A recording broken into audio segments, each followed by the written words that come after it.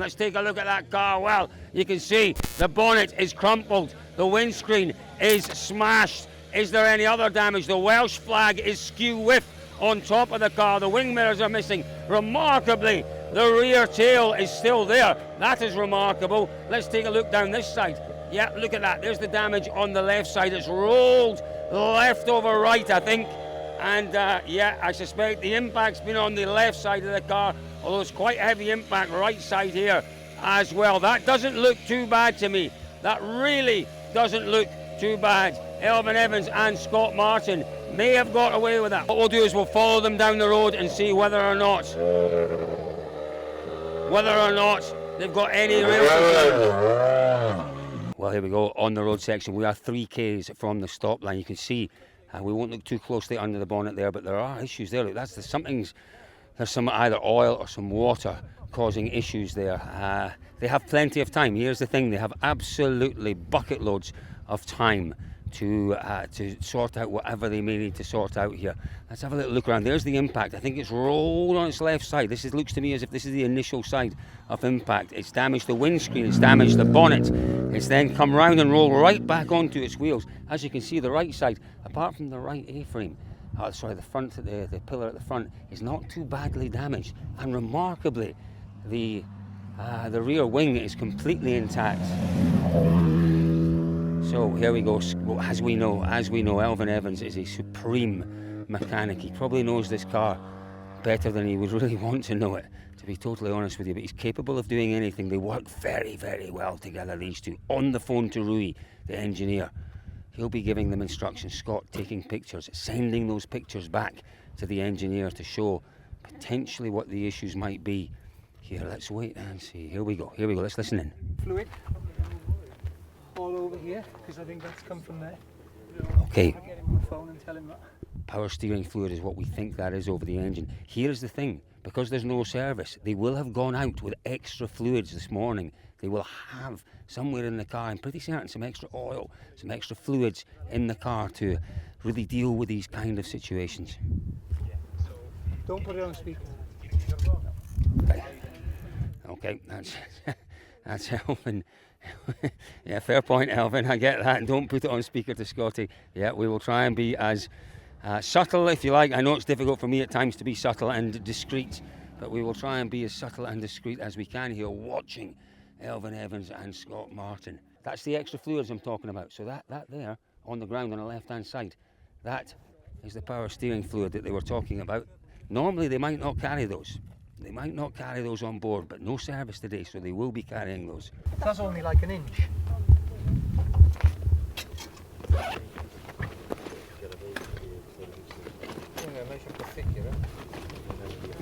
Glue around it.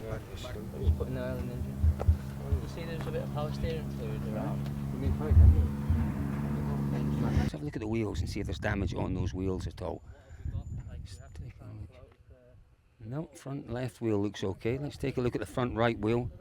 Well, yeah, there's a bit of a scuff and a scrape on the front left wheel. Sorry, front right wheel is absolutely fine. Scuff and a scrape, but nothing to indicate a massive impact somewhere. I don't know. It's Terry Neville passing us on the road section there. But as I say, remarkably, for a car that's rolled over, so it's rolled by the looks of things left to right. It hasn't gone front over end. That's when you tend to lose lots more bodywork. The bodywork is remarkably in condition. They haven't good condition. They haven't lost many parts. Yeah, the wing mirror is gone, but the tail is still there. The wheel arches are still there. The spoiler on the front lip is still there as well. So if they can fix this issue with the power steering, they should be fine. Power steering fluid has gone in to the well. They've used the funnel, they've used the extra there. They've got about a litre extra. That's 2 half-litre bottles, I think, maybe more than that, in fact. Paper. What about just trying to clean off the area before we start? And you know, like with the Wiggins clamps, is it better to leave that Wiggins clamp in place? Okay, well, we're just hearing in that on the same hairpin that Elfyn rolled on, Tanak went up on 2 wheels, but just managed to save it. You look at the damage, and that does suggest a low-speed roll, doesn't it? It really does. The lack of damage to the bodywork suggests a low-speed roll, so it makes sense that that was in a hairpin. Now, you go into a hairpin and your power steering fails. Is that what's happened? I don't know. I don't know. We'll find out shortly, though. Clearly, that's the issue that they're trying to resolve. Now, you can see how efficiently he works. Look how quick he works. Yeah, there's people around watching. Yes, I'm here. We're doing our job, reporting on it. But Elfyn just does what he has to do. Yeah.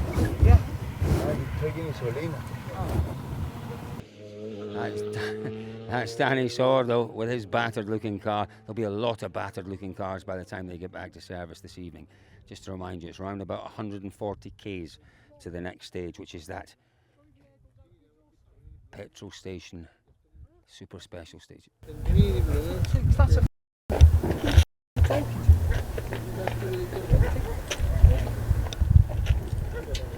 Yeah, it's all getting a little bit stressful now, but that's, as I say, completely understandable. it's broken off completely, Scott. Yeah, so there is some damage. There is some damage under there.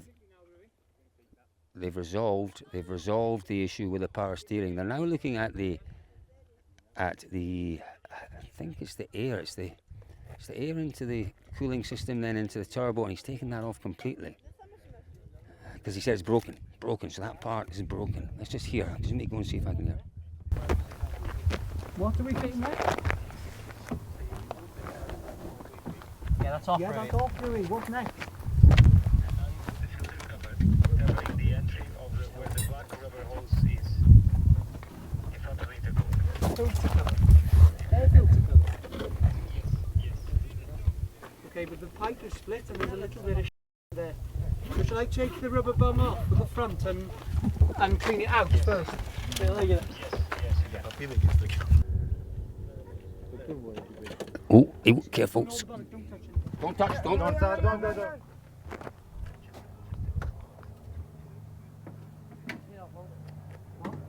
You saw the fans that are here just going forward there to help as Elfyn's bonnet just about came down on his head. You're not allowed to touch the car. Anyone offering any outside assistance whatsoever can jeopardise the continuation of the crew. It's outside assistance.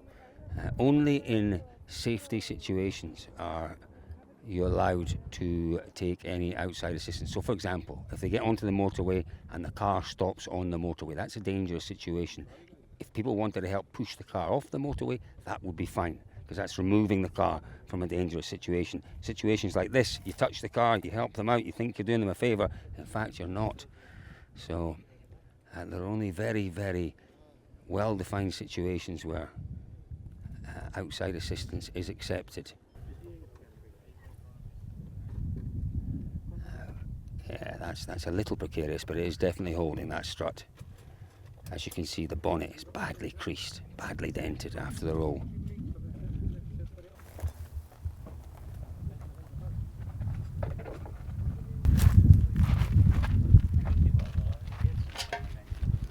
Get them on the phone now.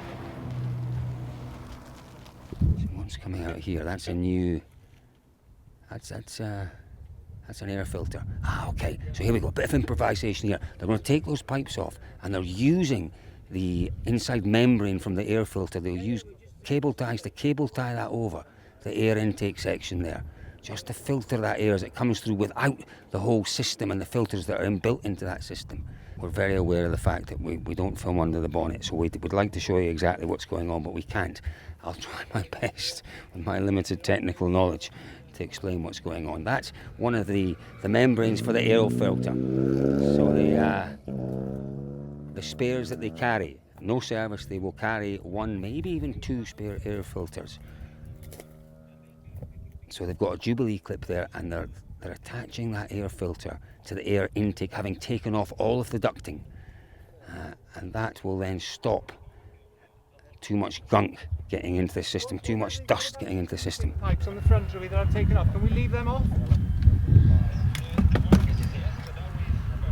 The what, sorry? The white pieces, so that one leave off. So where are we going to put it?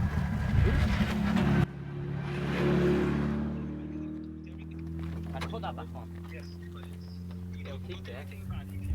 So here we go. So it's going back on again. So they've the ducting for the turbo and the air intake to the turbo. Yeah, it's been bypassed effectively. There we go. It is a video call. Scott's showing the damage to Rui, who's their engineer, the Portuguese engineer, been with Elfyn for many, many years. Showing him back in HQ, back in Lamia. I think that is the damage. The question there was, what do you do with the screen? Yeah, it's a long road section. I guess they could kick it out. I don't think they have to though. It's a short stage, just over 1 kilometre and a bit, the last stage. Then will they disappear, or we're going to have to do? Did you see the error page?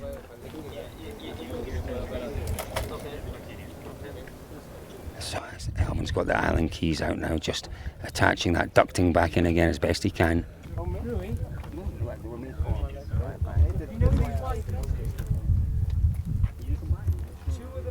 Yeah, I know. And the other one I can't line up. So if we just leave them with one bolt in, it'd be okay, or is it better to... Big ones. I suspect they've done just about everything they can. Fingers crossed they've resolved the power steering issue. They've bypassed some of the air intake systems there into the turbo.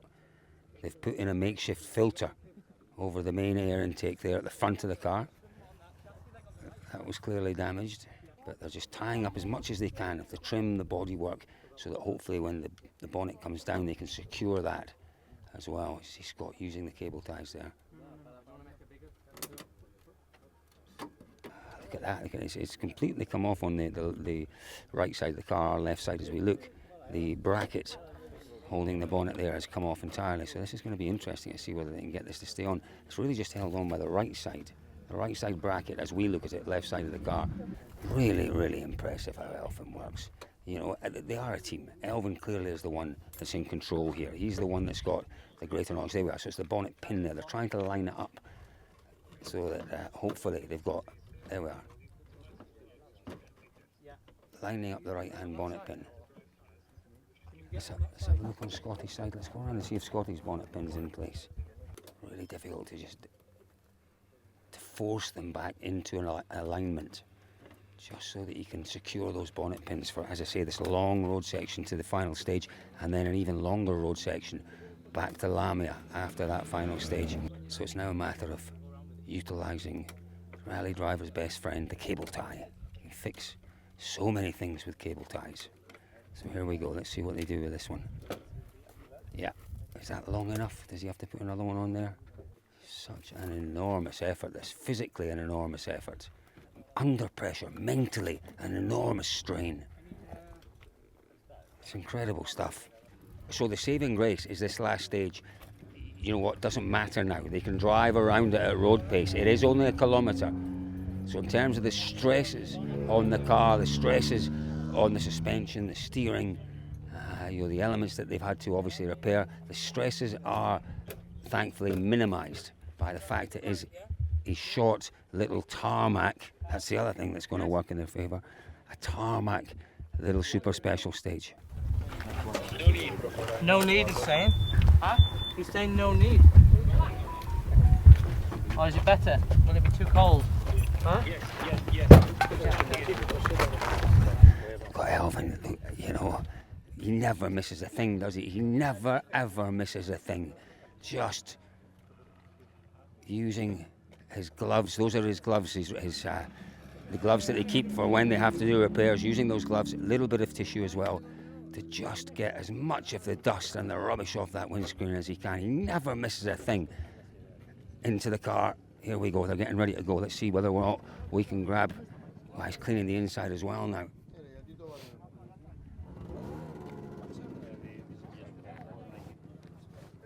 Wow, some effort this, really some effort. It never ever fails to amaze me just how well these guys work under extreme pressure, It's incredible. See if we can grab a very quick word. I'm not sure we're going to because they are up against it with time. Elfyn, fantastic effort. Power steering, was that the main issue that you've resolved there? No, nothing. Other issues? Not too bad. It's good. Well done, mate. Well done. There we go. Elfyn Evans and Scott Martin. Oh, We will, listen, we will follow rally routes. Fingers crossed that they get this car. Well, it's fired up as you would expect. Here we go. We're going to jump in the car and follow them. Well done, boys. Great effort from Elfyn Evans and Scott Martin heading down to that super special. Well, this is a bit of a desperate sight, I'd have to say. We're on the motorway between Loutraki and Athens, on our way to the final stage of the day. We've just come through the toll booth there, and at the side of the road, Elfyn Evans, Scott Martin, the Toyota Yaris Rally 1 parked up. It is all over for the day for Elfyn. He tried very, very, very hard to fix this car, but that Elfyn, sorry, I'll just give you a second, mate. Oh dearie me, Elfyn, geez, I have to say, well done. The work, the intensity of that half hour. Those are stressful situations, aren't they, when you're under that pressure? Well, no, you've got to do what you can, obviously, and in essence, the car will drive, but I think it's a decision that it's probably better in the circumstance to get it right for tomorrow.